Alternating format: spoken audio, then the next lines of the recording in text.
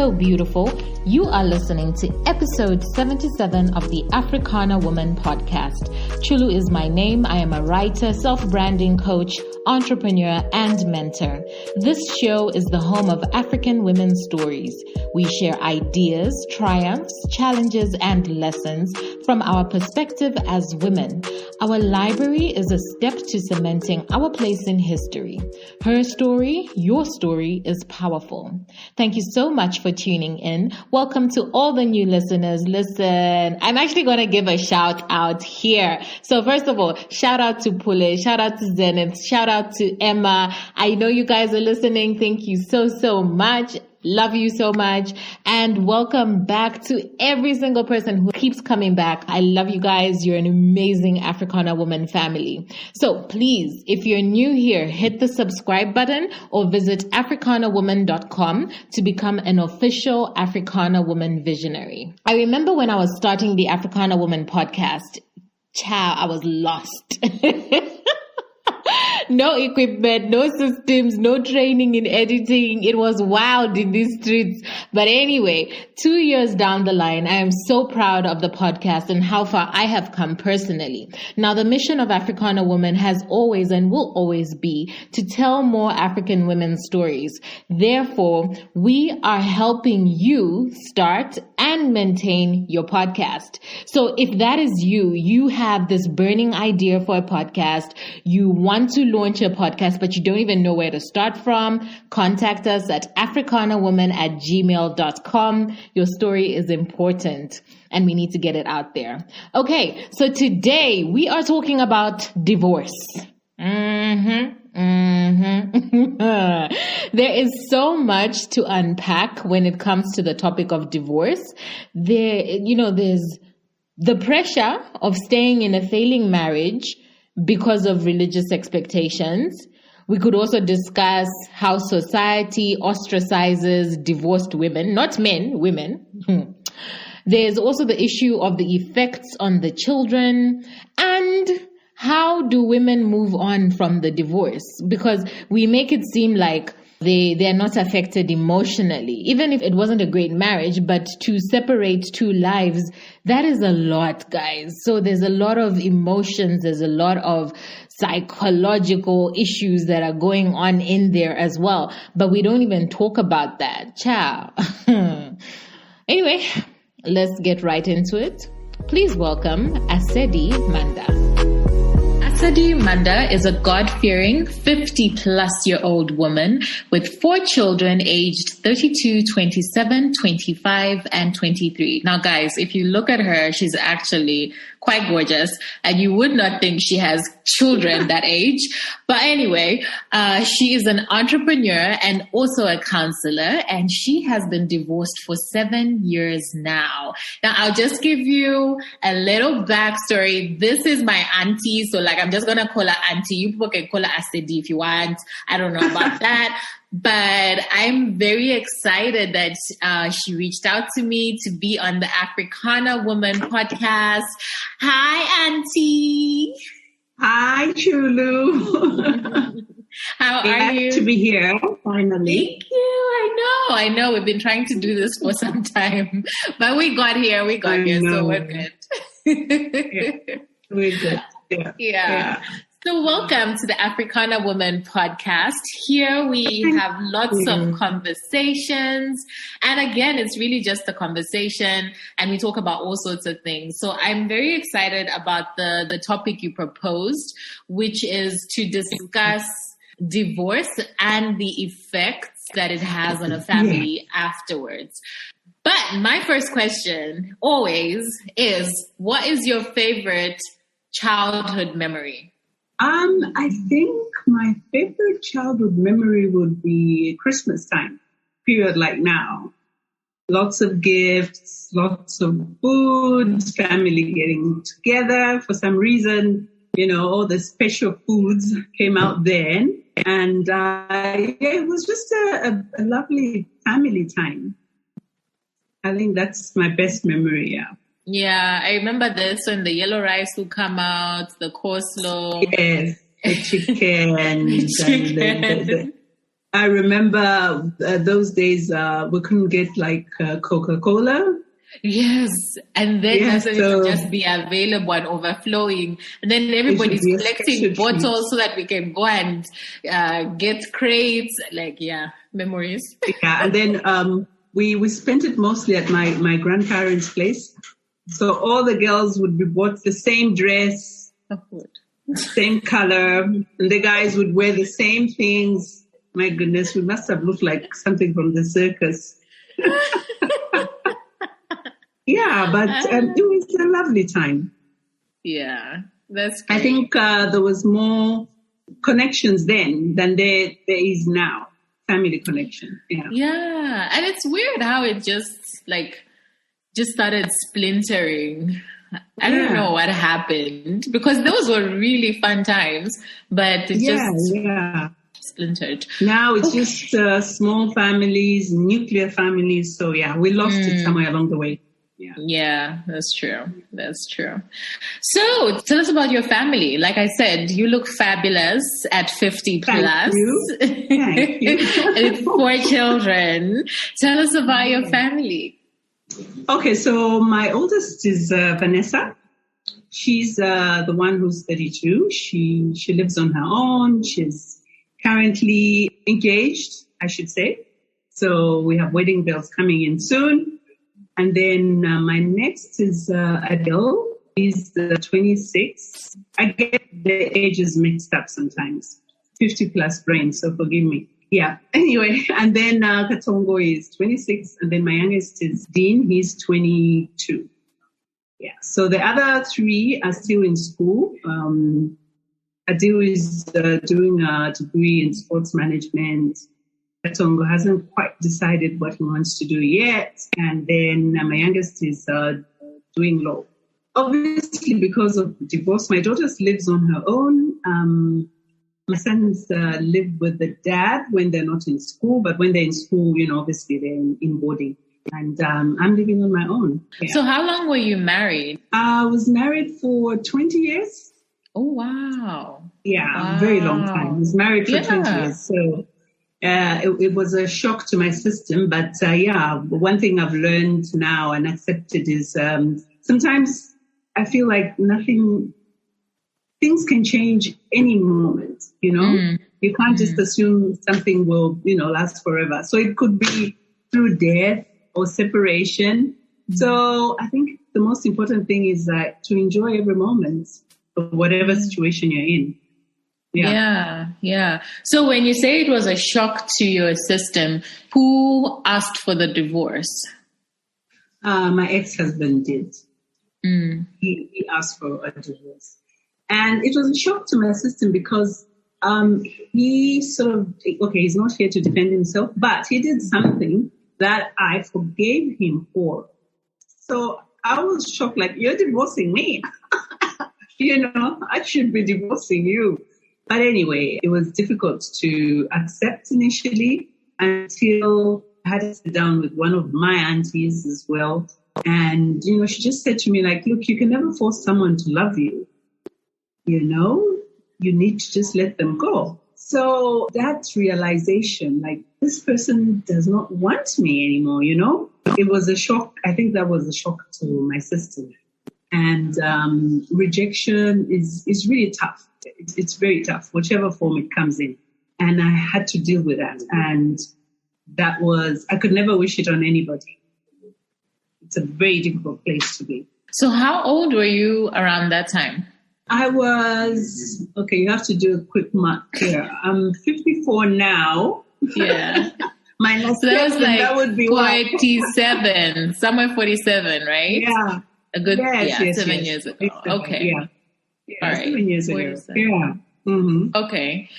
Walk us through just the whole process of getting the divorce in terms of, speaking to the children, informing the family, because I feel like in most African settings, it's not just, you separating, settings, it's the whole family you're separating from sort of, So what was that process like? Definitely. It was a strange process. I think it wasn't the normal, even, way people do it in the African context. Because I think the beauty about African marriages is that the whole family is involved, right? And so sometimes they make it difficult for people to actually divorce, in that they will get you together, sit you down and hear, okay, so what's your problem? What's the other person's problem? And then if they feel, no, it's not good enough reason, they say, okay, no, go and try. That's normal, the normal process. But I think my ex had just decided this is what he wanted, and he was not keen to even sort of sit down. His family tried to sit down with him and talk to him, but he just couldn't hear any of it. So it was sort of straight to the courts. When he told me that this is a decision he had made and he wasn't changing his mind, I said, okay, so what about the children? That was my biggest concern.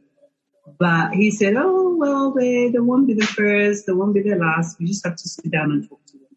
We did sit down and, talk to them. We tried to reassure them that it wasn't their fault. It wasn't anything they had done.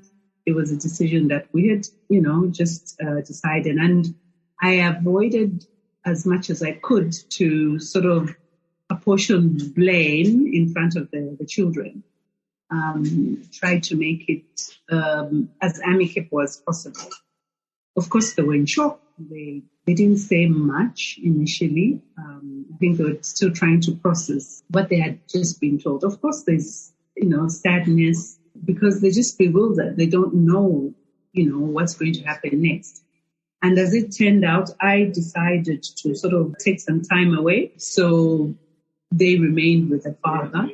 I went to sort of try and digest this and process this whole, thing. I went to visit my brother in the States, and I think I was there for like 5 months because I thought I need to be whole before I could deal with the children. And I didn't want them to see me broken. And so because in the space of like a month, I lost almost like 20 kilos.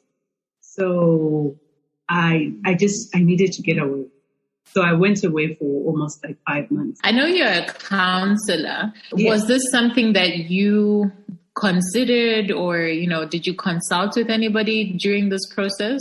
No. I think with the African thing as well, I think it's only now that I appreciate counseling because,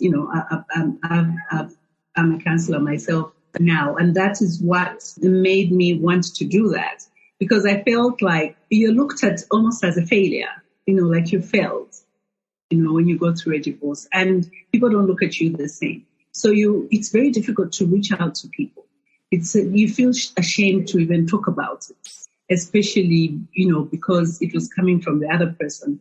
Maybe it's easier if you as a woman decide you're going to, file for divorce. But when it's the other way around, it's quite difficult. In the African setup, we're always told just to be strong. Like, oh no, you're not the first person to go through this. Just be strong.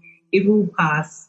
That sort of thing. So it's you're confused. You don't know what the future holds. You're scared about the transition. You don't know what your life is going to be like. And only a person who's walked that path can be able to help you, I think. So that was a difficult part for me. Yeah. And I think also even just accepting that this is where you are. Yeah, that acceptance. So when you took a break for 5 months, was it 5 or 6 months? 5 months, yeah. What happened next? What did you think about, or what did you do next? So when I came back, I obviously found that the divorce had been filed.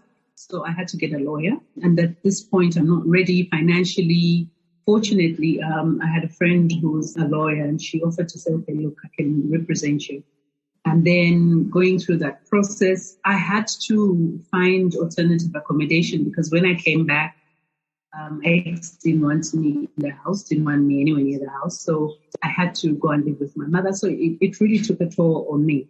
And plus, I had left most of my things in the house, everything I bought, worked for, my clothes, my what. So the process of having to renegotiate to get into your home, to get your stuff, it really brought me down spiritually. I was, I think, at my lowest. And then also watching my kids, bewildered, not knowing, they were asking me about what's going to happen to you, where you're going to live. They were so concerned about me, and I felt really bad because I thought I should be the one worrying about them, not the other way around. And children being who they are, they try to be strong, but later on, they started acting out. That's when you could see the effects like the divorce had on them. Yeah. So I relocated to Kitwe, my mother's place, and then obviously the divorce process takes. So we had to sell off other properties we had acquired so that I could be given a chance to start over. So after we sold this house, I then moved to Lusaka, tried to find accommodation and see what I could do. But then it was very confusing because my business was in Dola, but I could not just stand being, in the same town because I was feeling ashamed. I felt like everybody was looking at me. I think even when people are innocently just chatting, you think they're talking about you. Yeah, so I opted to sort of to a different town. So I moved to Lusaka, which was, again, not very easy because then I was born and raised in Lusaka. I moved to Ndola when I got married. So I thought going back to Lusaka was like going back home. But it had changed. People had moved on, friends had moved on. So it was like almost reconnecting, trying to find myself. And that wasn't easy either. So I felt like not at home in Lusaka. Then I couldn't go back to the home I'd, come to know. I couldn't go back to my mother's house because I left that a long time ago. So it was, I think that was the most difficult part. I thought generally when you go through this process, maybe it's missing somebody, but I actually didn't miss my ex. I missed my children. I missed my home. I missed my friends. I missed just being in a familiar place. And being in Lusaka made me feel like I'd just been dropped in the middle of an ocean or something, and I was trying to swim and couldn't see the nearest shore, That was the most difficult part, I think. I mean, after 20 years of being married, you have a lot of, what's the word? Your friends are the same people, right? Yes. So how was that? How was it navigating your friendships?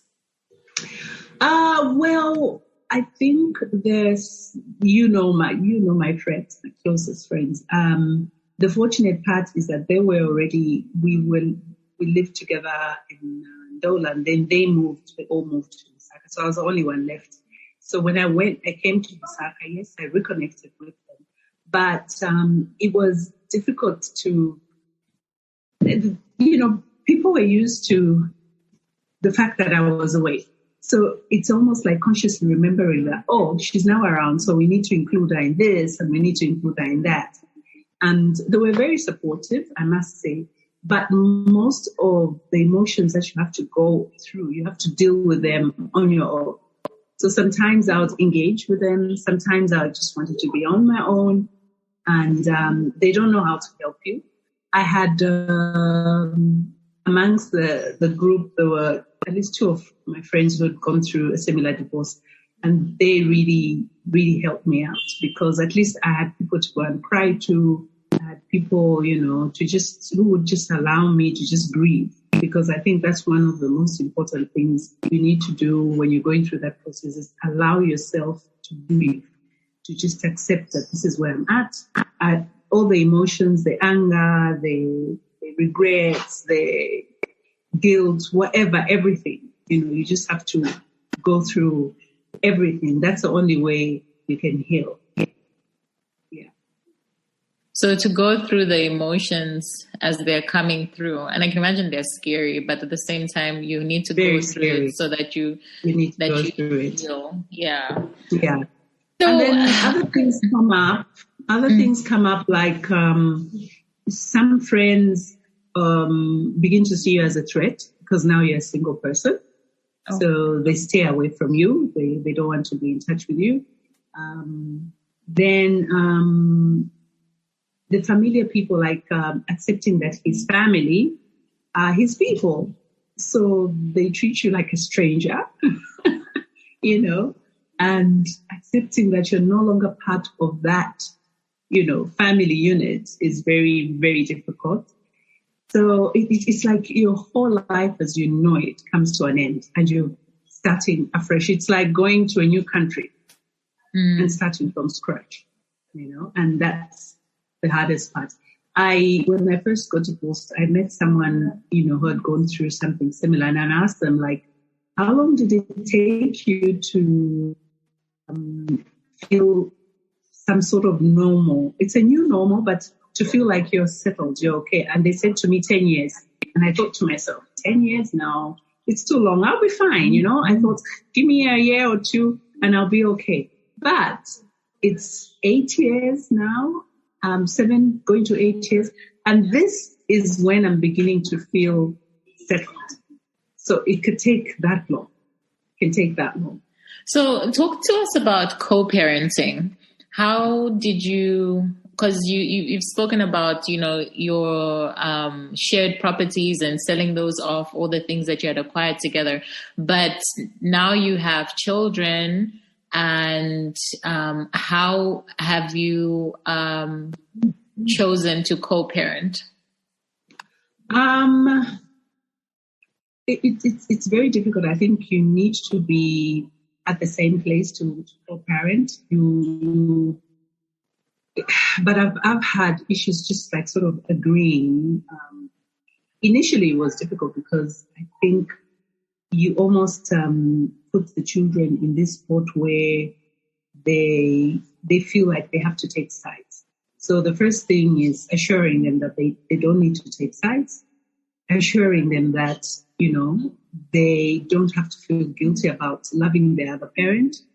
When they are with you, allowing them to sort of talk about the other parent without bringing the other parent down, because most times as human beings, we tend to guilt children into like, or making them your messengers, like, oh, trying to spy what's going on there, what are they doing, and, you know, stuff like that. Because like in my case, there was already somebody else in the picture. So I tried to just resist making them feel like they needed to take sides. And I think on that bit, we tried a bit. And it took us probably a good 5 years before we could, I think, effectively co-parent. The first 5 years was just like, you know, anger, resentment. And so it was difficult to relate. But at some point we had to say, look, we need to put our differences aside, because then the children started acting up. Had issues with my oldest son, and we didn't have a choice but get together and say, okay, so what are we going to do about this? And I think at that point we realized we needed to just be on the same page. Because the other thing we also realized is that if they know you're not talking, they'll run circles around you.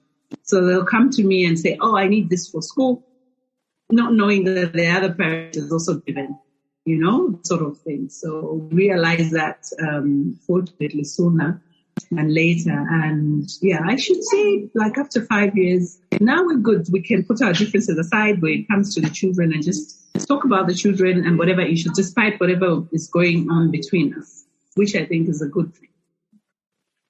Yeah. In terms of, you know, I think you mentioned a couple of times that afterwards you saw how it affected your children and they started acting up. Do you think that they are now in a better place? Or how long did that transition take for them to just stop. Well, I don't know if they've stopped acting up. I don't know. Like, you know what I mean? I think each child is different. My oldest son, he's very sensitive type.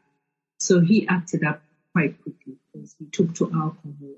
And then he was also, at that point, he was just going into university. So he went to China to school. I think he didn't have the opportunity to deal with whatever was going on. It's almost as if you have issues at home and then you're quickly shipped off somewhere else.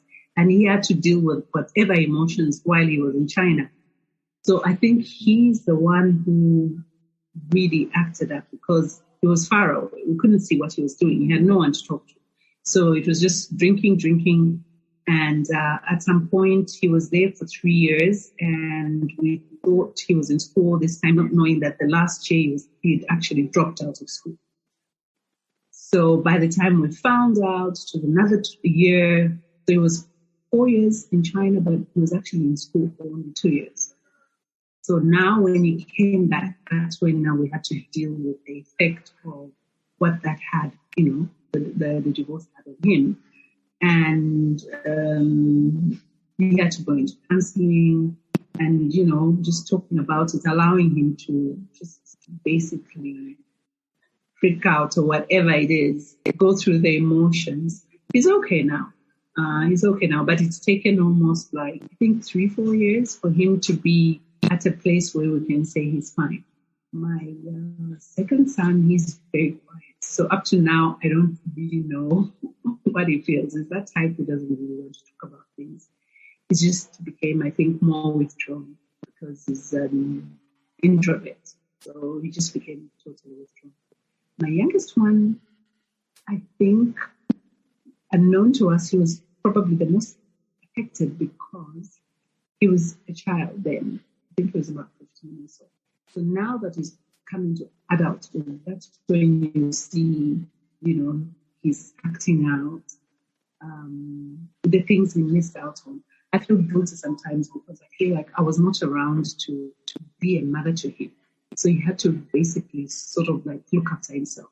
I see certain things that he never learned because I was absent, It's just his dad, and his dad was, his kind of work took him away from home a lot.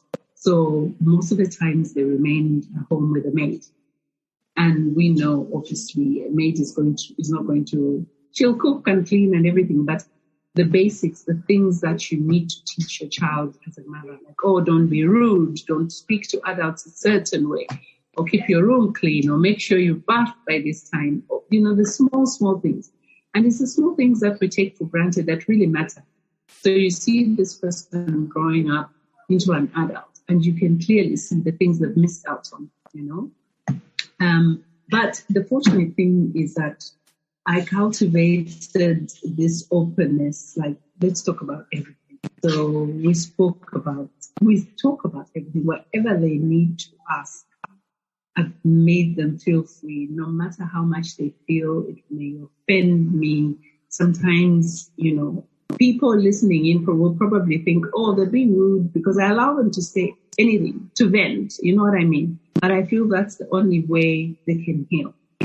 I've made them my friends. So we speak about anything. Nothing is restricted. That's, the way I feel, at least they're coping. My daughter was better because at that point she had already left home.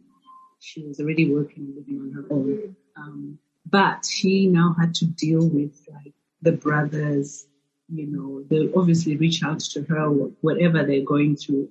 So she then became like a second mother, They were closer in age, so they probably felt more free to, talk to her. Yeah, so I think she also had to step in and, be mother. So she had to grow up quickly, I suppose. Yeah. Well, thank you for sharing that. And I'm glad to hear that they're doing better and that you have that open conversations with them. And I think that's always great that you can just allow people to express themselves. whether, it sounds raw or to the outside world. Yeah.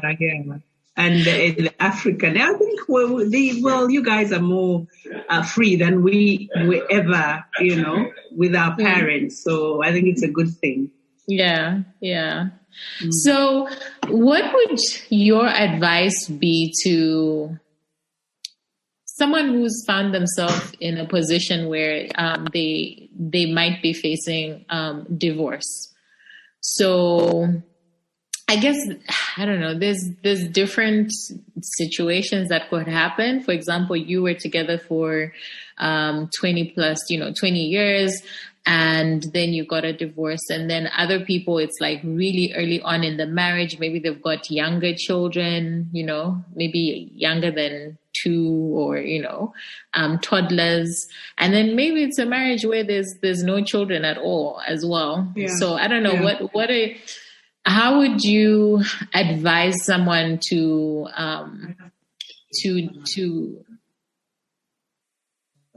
be able to go through to deal with it, to go through that process? I think the most important thing to remember is divorce is not easy, whether it's 1 year or 2 years. Remember, this is a person you've said you're going to spend the rest of your life. So emotions are involved. And you don't take lightly when the word of God says that when 2 people come together, it's like 2 souls coming together. And now suddenly you have to separate those souls. So whichever way it is, whether it's a year or 10 years or whatever, it's extremely painful. It's almost as if it's a death, They say that death is even easier to deal with because it's final. But with divorce, this person is somewhere around, and you perceive them as, they must be happy without me. They must be having a good. So that in itself is very difficult. So I think the first thing to remember is that it will not be easy. The second thing to remember is that you have to allow yourself to breathe. Whatever emotions you're feeling, you cannot block them. You have to go through the emotions. You have to go through the process and make sure you come out the other side emptied of all those emotions. If not, depression can set in, And then it's important to have a support system, to have people who genuinely care about you, people you can talk to, because amongst this, there'll be some friends who will just want to offer comfort because they want to hear the story, what happened. It becomes entertainment. Then there'll be those friends who, like common friends, who will come to you, get what you have to say, and then go to the other side. So it becomes a situation of he said, she said, and it's messy. So you have to avoid talking too much. Sometimes you listen. When you're going through divorce, you want to vent. I remember you just had to ask me what happened. Oh my goodness. Then you trigger these emotions and I'll be talking and crying. I could not finish a sentence without crying. But I realized as I went on to say, and people are actually not listening because they care. They just want to hear a story and it's something to talk about. So you have to choose who you confide in. And then you also have to remember that the other person, even if they're the ones who initiated the divorce, they're also hurting because even their lives, as they knew it, has come to an end. And then if they're the guilty party, they're going to be very cruel too, because then it's almost as if they want to alleviate their guiltiness by being cruel to you, So it gets nasty and it takes a while. There's some people who from the onset are able to be friends. I doubt 100%. I don't think so. But you just have to remember that you're both hurting. And if you can, it's best to stay away from each other. And then it's important to get someone to represent you well, because it's no longer us. It's now you against him. So you need a good representation. Otherwise, you end up losing a lot. And then, as much as possible, if there are children involved, older children, try not to involve them. Try to make sure that, you don't make them choose sides, or you don't make them whatever has gone on, whether he was wrong or she was wrong, you can't shame the other parent in front of the kids or to the kids, because they're part of them. It's like half of you and half of the other person. So if you shame them, you make the children feel ashamed of who they are. So I know it's difficult, but as much as possible, it's better to make sure the children are totally left out of it.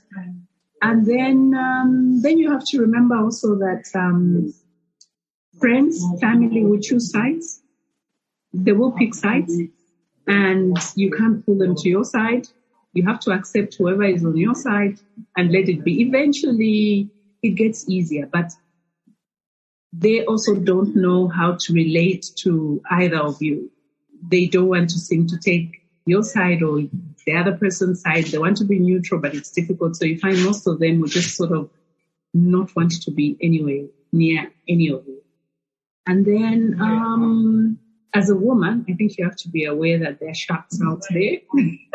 You'll find that your ex's friends will try and hit on you, not because they like you, but because they just, hey, she's now divorced, she's available. And they look at you like, oh, she's desperate, you know? So you have to be careful who are you allowing in your life. I would say just stay away from any sort of relationship until you're totally built. I think a good 3-4 years is good because you don't have any baggage, you know, to carry on to the next relationship. Yeah, so I think those are some of the pointers I would give. And most important, if you can get therapy, get it immediately. Get it. It's very important. Yeah. That's a very thorough list. Thank you. Yeah. Thank you for sharing that. Well, then I think my last question would be, what advice would you give to the village? And I say the village being the people who are around you, be it family, be it friends, because the village also affects, you know, your life and the quality of your life, especially when you're going through this, right? So what would you say to the village if they have somebody who is going through a divorce, or a couple that's going through a divorce? I think the most important thing is just to show support.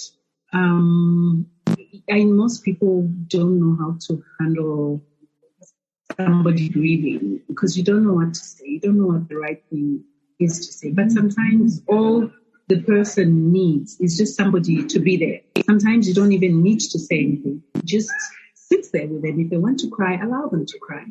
If they want to talk, let them talk.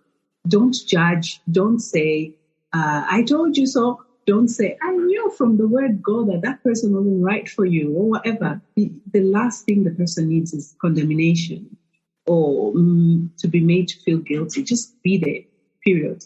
Just show support. I think that's the most important thing. And then one other thing I forgot to mention, like if someone is going through that process, if you can, if it's possible to save a marriage, you try. And talk about it, whatever it is, because it's not easy. Divorce is not easy. It's not something I can wish on anybody because it just takes away from everyone, the village, the children, the individuals. So if you were able to get along at some point, make sure you try and save the marriage as much as possible, unless it totally fails or if there's violence involved. But if you're able to sit down, try.